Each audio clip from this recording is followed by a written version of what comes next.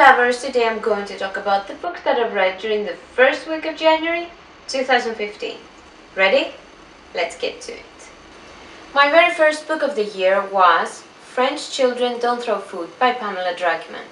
I own the Black Swan paperback edition that's 323 pages long and has this beautiful gingham cover. Pamela Druckerman is a freelance journalist on lifestyle issues who relocated to Paris from New York City and started a family with her English football writer husband. After the first child was born, she started noticing the different way French children behaved. They were polite and civilized. They didn't throw tantrums. They even slept through the night by 2 or 3 months old. Pamela Druckerman used observations of her French friends and neighbors and interviewed French mothers, teachers, and experts in order to write a non-fiction book about the behavioral differences between the Francophone children and the Anglophone ones.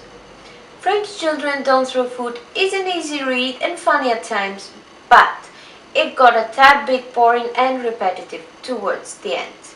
If you're a mom of an unruly toddler or if you're expecting one, the book does have a few cool tips and tricks à la française. Moving on to the next book.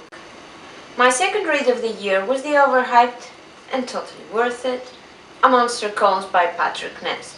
The original idea was banned out, the illustrations are by Jim Kay, and this Walker Books paperback edition that I own is 215 pages long. The story centers around 13-year-old Connor O'Malley, who's struggling with his mom's battle with cancer and a recurring nightmare that's been terrifying him every night. One such night he wakes up at exactly 7 minutes past midnight and hears a monster calling for him right outside his window. Only it's not the one he's been dreading, but this one wants the truth. Monster Calls was beautifully haunting, a coming-of-age and conquer your demons kind of story. It's dark, it's gloomy, it's sad, it will break your heart. On to the next book. My last read was Thomas Mann's Death in Venice and Other Stories. This vintage paperback edition is 267 pages long and includes 7 of his best-known short stories and novella. The novella Death in Venice was published in 1912 and tells the story of Gustav von Aschenbach, a successful aging writer who travels to Venice for a summer holiday.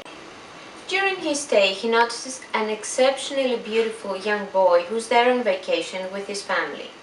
The days go by and he becomes so infatuated with little Taddeo that he begins following him around.